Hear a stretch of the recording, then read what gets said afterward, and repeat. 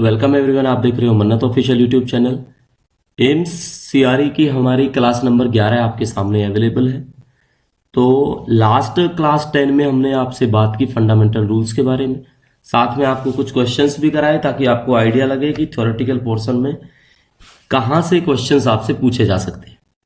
तो class number 11 जो है हमारी जनरल एडमिनिस्ट्रेशन के अंदर आएगी, जिसमें हम सबसे पहले आपकी बात करेंगे रिक्रूटमेंट की। ठीक है, जो हमारा टॉपिक है वो क्या होगा? वो होगा हमारा टॉपिक रिक्रूटमेंट। तो देखो क्या है रिक्रूटमेंट समझने के लिए, इसका मतलब भर्ती होती है।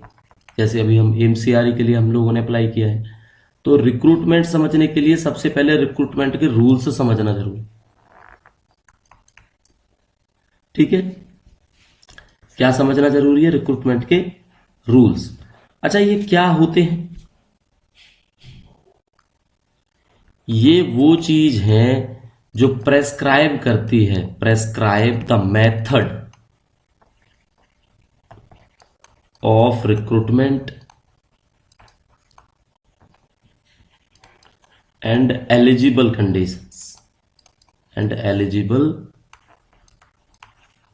कंडीशंस। क्या होता है इसका मतलब?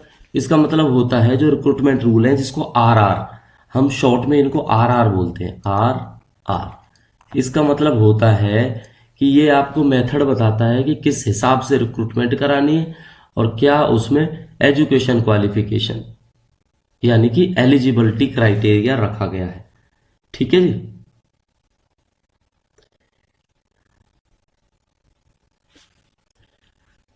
इसके अंदर ही क्या होता है रिक्रूटमेंट रूल्स? रिक्रूटमेंट रूल्स में एक नोटिफिकेशन का पार्ट भी होता है। ठीक है, किसका पार्ट होता है? नोटिफिकेशन का पूरा एडवर्टाइजमेंट आपके सामने होता है। रिक्रूटमेंट रूल्स जो ग्रुप ए बी पोस्टों के हैं वो अमेंड किए जाते हैं एडमिनिस्ट्रेटिव मिनिस्ट्री या डिपार्टमेंट के द्वारा। किसके कंसल्टेशन में? Department of personnel and training. तो कल को अगर क्वेश्चन आता है कि R R of group A and B post are amended by ministry या फिर डिपार्टमेंट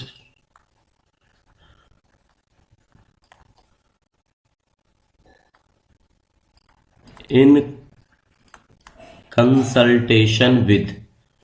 ठीक है, तो आपसे पूछा जाएगा कि किसके कंसल्टेशन में ये अमेंड किए जाते हैं, तो इसका आंसर होगा डीओपीटी। अब डीओपीटी की फुल फॉर्म क्या होती है? Department of personnel and training. ठीक है, डीओपीटी हो जाएगा। या फिर आप यूपीएससी से कंसल्ट करोगे, है ना, यूनियन पब्लिक सर्विस कमीशन, या फिर मिनिस्ट्री ऑफ लॉ। या किससे बात करेंगे हम? Ministry of law.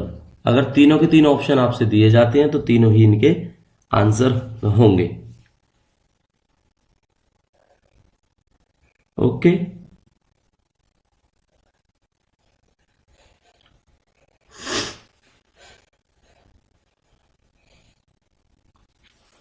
Recruitment rule में एक चीज और है समझने वाली कि इसमें बोला जाता है आरआर के अंदर, क्या बोला जाता है कि मिनिमम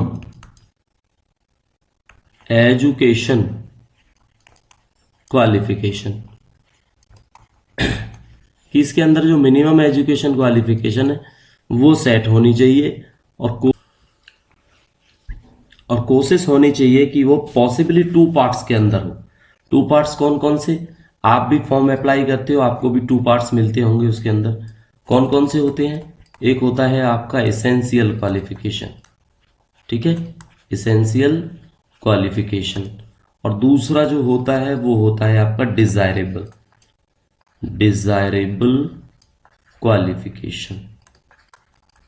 ठीक है, तो 2 पार्ट्स के अंदर मिनिममली अवेलेबल होनी चाहिए। साथ के साथ में पे लेवल क्या है पोस्ट का वो बताना जरूरी होता है। उसके साथ साथ नेचर ऑफ ड्यूटीज अगर आप मेंशन कर सको, नेचर ऑफ ड्यूटीज उस पोस्ट की, तो वो बताना जरूरी होता है। ठीक है,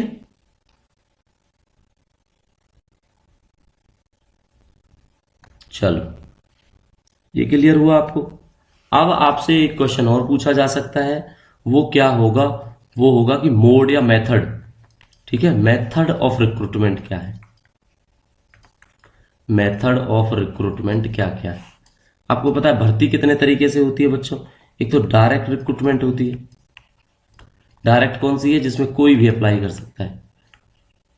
ठीक है, लाइक एम्स सीआरई जो हम अभी देख रहे हैं, रिसेंट एग्जांपल है।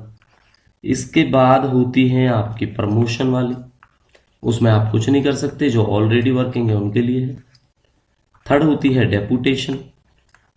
अब डेपुटेशन में भी वही अप्लाई कर सकता है जो उस क्राइटेरिया को फुलफिल करता हो, है ना। फोर्थ होती है एब्जॉर्प्शन वाली पोस्टें। ठीक है, एब्जॉर्ब करके बनाई जाती हैं ये। फिफ्थ होती है री एम्प्लॉयमेंट। ठीक है, री एम्प्लॉयमेंट। अब री एम्प्लॉयमेंट में कौन सी होती है, कोई गवर्नमेंट एम्प्लॉय है, वो रिटायर हो जाता है, अगर अब गवर्नमेंट को उन्हें यूज करना है तो एक स्टैंडर्ड रेट फिक्स किया जाता है, मिनिमम कम से कम पैसे, तो उनको री एम्प्लॉय कर लिया जाता है एज ए कंसल्टेंट, या आप किसी पोस्ट पे रख सकते हो उन्हें, तो वो री एम्प्लॉयमेंट है। ठीक है, और एक सिक्स्थ है जो वो है शॉर्ट टर्म कॉन्ट्रैक्ट। ठीक है, क्या होता है तीसरे वाला, शॉर्ट टर्म कॉन्ट्रैक्ट। तो ये मेथड ऑफ रिक्रूटमेंट है जो आपको याद रखने हैं। कौन कौन से हैं, direct recruitment, promotion, deputation, absorption, re-employment और शॉर्ट टर्म कॉन्ट्रैक्ट। ठीक है, अब देखो डायरेक्ट रिक्रूटमेंट में, ये हमने आपको बात यहीं पे बता दी, डायरेक्ट रिक्रूटमेंट में क्या होता है, क्या होता है बच्चों डायरेक्ट रिक्रूटमेंट में, ओपन टू ऑल। क्लियर, इतना याद रखेंगे, ओपन टू ऑल है। प्रमोशन, ये आपको पता ही है, किस किस की प्रमोशन का जो केस होते हैं वो होते हैं। ठीक है, और आपको पता है प्रमोशन के लिए ना केवल जितनी भी आपकी रेगुलर सर्विस है, रेगुलर अडॉक वाली सर्विस नहीं चलेगी, रेगुलर सर्विस काउंट की जाती है, ये पॉइंट याद रखो। डेपुटेशन एक मेथड है रिक्रूटमेंट का, जहां पे ऑफिसर्स को central government, state government, UT, उनको क्या अपॉइंट किया जाता है सेंट्रल गवर्नमेंट में एक लिमिटेड पीरियड के लिए। ठीक है, और फिर उनको अपने वापस उसी कैडर के अंदर जाना होता है। तो इसका मतलब यही हुआ कि किसी को मान लो 2 साल का मिला डेपुटेशन, किसी को 3 का मिला, किसी को 5 का मिला, और डबल ईओ के उसमें लास्ट क्वेश्चन भी था ये कि मैक्सिमम कितना मिल सकता है, 7 ईयर मैक्सिमम। इसके बाद वापस से क्या होता है, उनको अपने पेरेंट डिपार्टमेंट के अंदर जाना पड़ता है, इसी को बोलते हैं डेपुटेशन। ठीक है जी, एब्जॉर्प्शन और डेपुटेशन ये अलग अलग है, ये सेम नहीं है। अगर आपसे पूछा जाए ये डेपुटेशन एब्जॉर्प्शन, तो ये दोनों चीज अलग अलग है।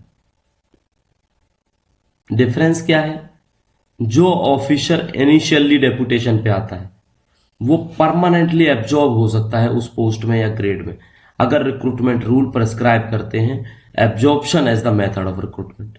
तो absorption cannot be, sorry, absorption है जो वो इफेक्ट हो सकती है ओनली उस केस में जो ऑफिसर्स डेपुटेशन पे है।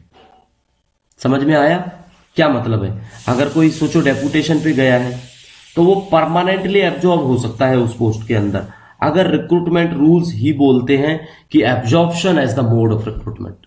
ठीक है, तो यानी कि ये डेपुटेशन वाले ही एब्जॉर्ब हो सकते हैं अगर रिक्रूटमेंट रूल बोलते हैं उस पोस्ट पे कोई वैकेंसी निकलती है और उसको बोलते हैं कि जो एब्जॉर्प्शन है इस ग्रेड में वो परमानेंटली एब्जॉर्ब होगा जो कैंडिडेट डेपुटेशन पे है, तो ही एब्जॉर्प्शन हो सकती है बस। ठीक है, क्लियर हुआ। शॉर्ट टर्म कॉन्ट्रैक्ट क्या होता है, शॉर्ट टर्म कॉन्ट्रैक्ट भी ये, इसको अगर पूछे तो ये भी अ फॉर्म ऑफ डेपुटेशन ही होता है। समझ रहे हैं इस चीज को? A form of deputation where officers from non government bodies, जैसे यूनिवर्सिटी है, रिसर्च इंस्टीट्यूट है, पब्लिक सेक्टर पीएससी है, ठीक है। क्लियर हुआ बच्चों? ये है क्या है, एक फॉर्म ऑफ डेपुटेशन है। बस इसमें जो कैंडिडेट आएंगे वो कहां से आएंगे पता है आपको? शॉर्ट टर्म कॉन्ट्रैक्ट के अंदर वो आएंगे पीएसयू से, यूनिवर्सिटी से, ठीक है, और आपके रिसर्च इंस्टीट्यूट से, रिसर्च इंस्टीट्यूट से कहाँ आएंगे? सेंट्रल गवर्नमेंट के अंदर। तो उस चीज को बोलेंगे हम शॉर्ट टर्म कॉन्ट्रैक्ट, ठीक है। ये भी एक तरह का क्या है, डेपुटेशन होता है। देखो री एम्प्लॉयमेंट को आपको दूसरे पेज पे समझाते हैं। री एम्प्लॉयमेंट क्या होता है इसके अंदर? इसके अंदर होगा जो भी आर्मी से, आर्म्ड फोर्सेस के हैं, कहां से? एयरफोर्स से, आर्मी से, नेवी से, तो ये लोग क्या है, यंगर एज में ही रिटायर हो जाते हैं अदर गवर्नमेंट एम्प्लॉयज के कंपैरिजन, ठीक है, क्योंकि इनकी ड्यूटीज है जो वो फिजिकली डिमांडिंग होती है। क्लियर? अभी इनकी रिटायरमेंट की एज क्या होती है? लगभग 35 से 54 के बीच में ये रिटायर हो जाते हैं। रैंक पे डिपेंड करता है और ये सारी चीजों पे डिपेंड करता है। तो उनको एक सेकंड कैरियर ऑप्शन चाहिए होता है, बिकॉज वो अभी एक्टिव हैं, यंग है, रिस्पॉन्सिबिलिटीज को निभा सकते हैं। तो इस हिसाब से क्या होगा, उनकी डेडिकेटेड सर्विस है जो मतलब कंट्री के लिए उन्होंने काम किया है, आर्मी, एयरफोर्स, नेवी के लिए। तो इस पॉइंट ऑफ व्यू से क्या होता है कि एक नेशनल ऑब्लिगेशन है कि उनको नेसेसरी फैसिलिटी प्रोवाइड करें रीसेटलमेंट के लिए। तो क्या होता है इस केस में, सेंट्रल गवर्नमेंट इंट्रोड्यूस करती है ex serviceman re employment in central civil services and post rules, ठीक है। एक एक नए जो रूल्स हैं वो एक्स सर्विसमैन के लिए बनाए जाते हैं। एक्स सर्विसमैन, ठीक है, क्या होते हैं ये एक्स सर्विसमैन? इसमें लिखेंगे यहाँ पे री एम्प्लॉयमेंट, री एम्प्लॉयमेंट इन सेंट्रल, यानी सीसीएस ही होता है, ठीक है, सेंट्रल सिविल सर्विसेज, ठीक है। इसमें तो रिक्रूटमेंट रूल्स होते हैं जो इनको रिक्रूटमेंट करने के लिए ग्रुप सी टाइप की जो पोस्टों के हैं वो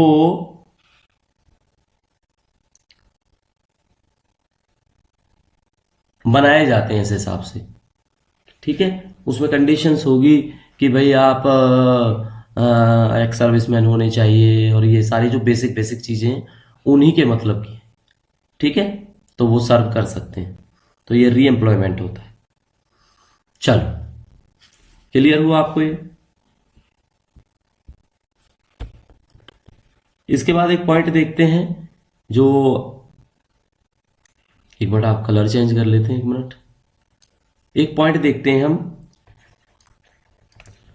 कंसल्टेशन वाला।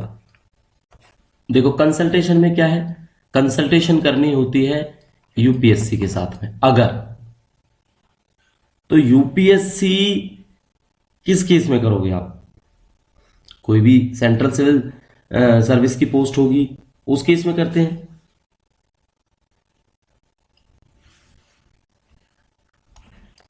ठीक है। सिविल सर्विसेज की कोई कंडीशंस होंगी तो उस केस में कंसल्टेशन करनी जरूरी होती है रिक्रूटमेंट रूल के रिगार्डिंग, किससे? यूपीएससी से। वैसे एग्जाम्पशन भी है, एग्जाम्पशन मतलब नहीं करनी, नहीं करनी क्या? कंसल्टेशन। कब? वो अलग से रूल्स बनाए हुए हैं यूपीएससी के कि उसमें रिक्वायरमेंट नहीं होती, ठीक है। वो है एग्जेम्पशन फ्रॉम कंसल्टेशन, रेगुलेशन है ये, रूल कह लो, रेगुलेशंस कह लो, ठीक है। 1958 टाइम टू टाइम इनको अमेंड कर दिया जाता है। तो यूपीएससी से कंसल्टेशन वाली बात हमने आपको बता दी है।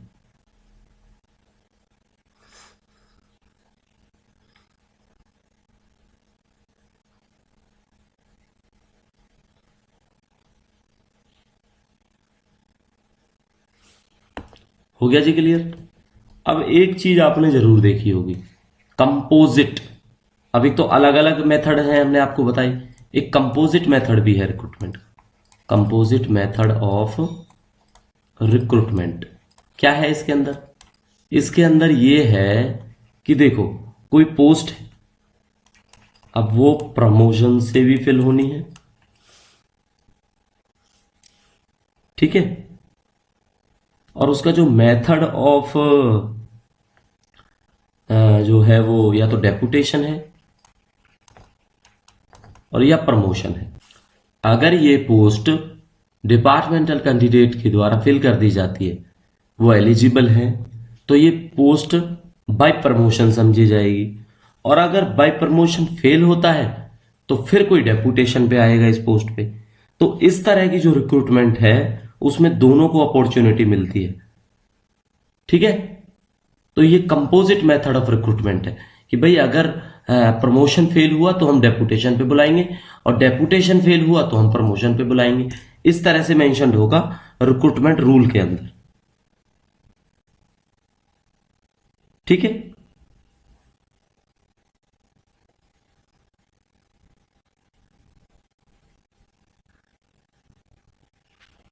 चलो जी, अब एक आ जाती है, ये बेसिक सी बात है, ये आप सबके काम आएगी।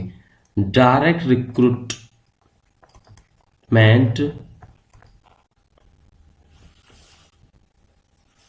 डायरेक्ट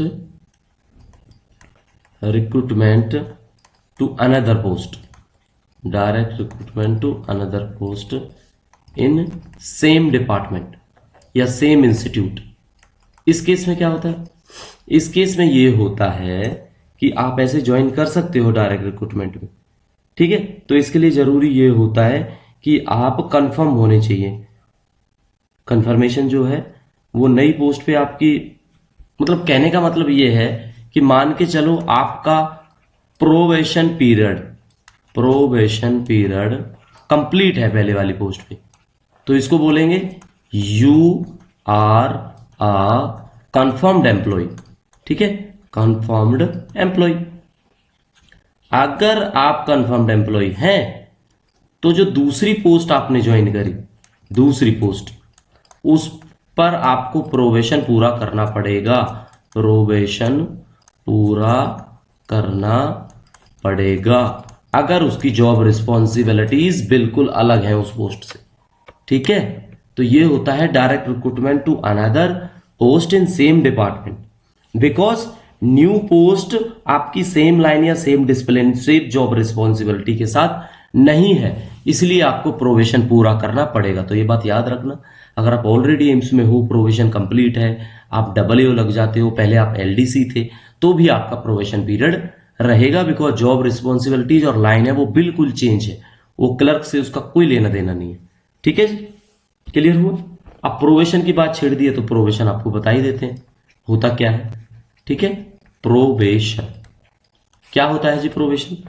प्रोबेशन जब किसी पर्सन को अपॉइंट किया जाता है तो उसकी जो सुइटेबिलिटी देखनी होती है एक तरह से, मतलब एक ऐसा टाइम पीरियड जिसके अंदर ये देखना होता है कि उनका बिहेवियर है, काम के करने का तरीका है, वो कैसा है कैसा नहीं। तो प्रोबेशन पीरियड को क्या है, एक्सटेंड भी किया जा सकता है या नहीं, बताओ। प्रोबेशन पीरियड को एक्सटेंड किया जा सकता है? एक्सटेंड किया जा सकता है, तो यस है इसका आंसर। तो probation direct recruitment, probation reemployment, इन सब चीजों में यूज होता है, क्लियर हो गया। अब ड्यूरिंग प्रोबेशन क्या होगा, जो प्रोबेशनर होगा उसको multiple officers, multiple responsibilities, performance के हिसाब से अलग अलग जगह काम करना होगा। तो सेपरेट जो प्रोबेशन की जो रिपोर्ट है वो रेगुलर जो अपार होता है, अपार आपको पता है, APAR, ये गवर्नमेंट एम्प्लॉय के लिए होता है आपका एनुअल परफॉर्मेंस अप्रेजल रिपोर्ट, ठीक है। फुल फॉर्म भी पूछी जा सकती है पेपर में, एनुअल परफॉर्मेंस अप्रेजल रिपोर्ट, ठीक है बच्चों। इससे अलग उसका जो है कैलकुलेशन की जाती है।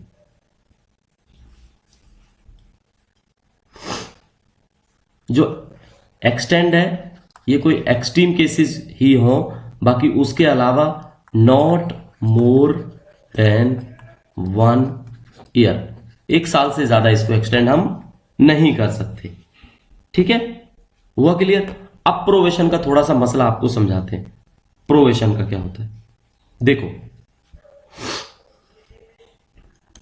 बेसिक है, डायरेक्ट रिक्रूटमेंट, डायरेक्ट रिक्रूटमेंट, ये सारी की सारी जो बात है वो प्रोवेशन की चल रही है यहां पे।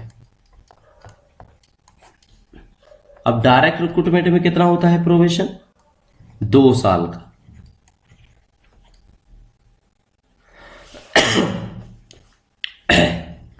ठीक है जी। और डायरेक्ट रिक्रूटमेंट के अंदर ही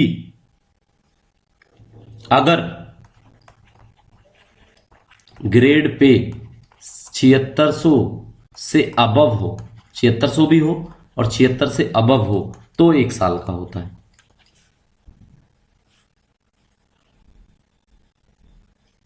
कहां होता है, जिसमें कोई नो ट्रेनिंग हो, जिसमें कोई ट्रेनिंग इन्वॉल्व ना हो, वहां पे ये 1 साल का होता है। डायरेक्ट रिक्रूटमेंट की बात चल रही है यहां पे। सेकंड में क्या है, सेकंड में ये है कि जो ऑफिसर्स रीएम्प्लॉयड हुए हैं उनका भी 2 साल का होता है। अब बात करेंगे हम टेन्योर पोस्ट की। टेन्योर पोस्ट हो कोई, कॉन्ट्रैक्ट पोस्ट हो कोई, कॉन्ट्रैक्ट बेसिस पे अपॉइंटमेंट, तो इस केस में प्रोवेशन नहीं होता भाई। ठीक है, नो प्रोवेशन। तो ये पेपर में ये अलग अलग चीजें पूछी जा सकती हैं, आपको याद रहनी चाहिए। ठीक है, डायरेक्ट रिक्रूटमेंट का बेसिक बेसिक हमने आपको बता दिया। अब प्रमोशन के केसेस में देखो, अगर प्रमोशन किसी की होती है तो देखो, प्रमोशन में ये है grade pay, grade pay to another grade pay, यानी आपकी ग्रेड पे बढ़ जाए। तो बच्चों इस केस में क्या होगा, इस केस में ये होगा कि आपका ग्रुप चेंज नहीं हुआ। आपका क्या हुआ, ग्रुप चेंज नहीं हुआ। पहले भी आप ग्रुप सी थे और अब भी आप ग्रुप सी हो, तो क्या होगा जी, प्रोवेशन नहीं होगा, नो प्रोवेशन। ये मेरा फायदा इसमें। अब अगर ग्रुप ही चेंज हो जाए, दूसरी कंडीशन है ग्रुप, जैसे मैं आपको कहूं कि ग्रुप सी टू बी बन जाओ आप, या फिर ग्रुप बी से ग्रुप ए बन जाओ आप, तो क्या होगा इन दोनों केसेस में, इन दोनों के दोनों केसेस में जो पीरियड ऑफ प्रोवेशन है वो डायरेक्ट रिक्रूटमेंट जो है ना आपकी, वो उसमें मेंशन होगा। अगर कोई पीरियड मेंशन नहीं है तो इसका मतलब ऑब्वियसली 2 साल। तो ये चीजें आपने जरूर याद रखनी है। तो प्रमोशन की ये टेबल है जो हमने आपको बता दी है, ये आपको क्लियर होनी चाहिए।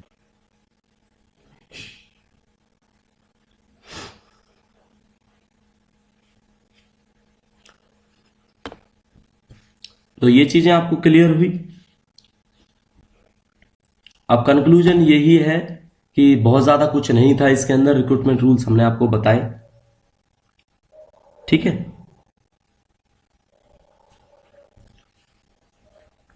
अब एक चीज और समझाते हैं कि आप मान लो एलडीसी हो आज की डेट में, और एलडीसी से आप AA का फॉर्म फिल किया है आपने, ये वाला एमसीआरई, तो तो क्या क्या कंडीशन है कि आपका फॉर्म अप्लाई नहीं करने दिया जाता, फॉर्म नॉट फॉरवर्डेड। ठीक है, फॉरवर्डेड जो आपकी एप्लीकेशन है, जो आप एनओसी लेना चाह रहे हो, कब फॉरवर्ड नहीं होगा, when you are under suspension। कोई सस्पेंडेड एम्प्लॉय है, उसकी एप्लीकेशन फॉरवर्ड नहीं हो सकती। ठीक है, कोई डिसिप्लिनरी प्रोसीडिंग्स अगर आपके खिलाफ चल रही है तो आपकी एप्लीकेशन फिल नहीं हो सकती। कोई पेनल्टी लगी है तो आपकी एप्लीकेशन फिल नहीं हो सकती, मतलब फॉरवर्ड नहीं हो सकती। कोई चार्जशीट लगी है कोर्ट से, chargesheet has been filed in court, कब लगेगी वो? जब कोई क्रिमिनल प्रोसीडिंग की हो, क्रिमिनल प्रोसिक्यूशन। ओके,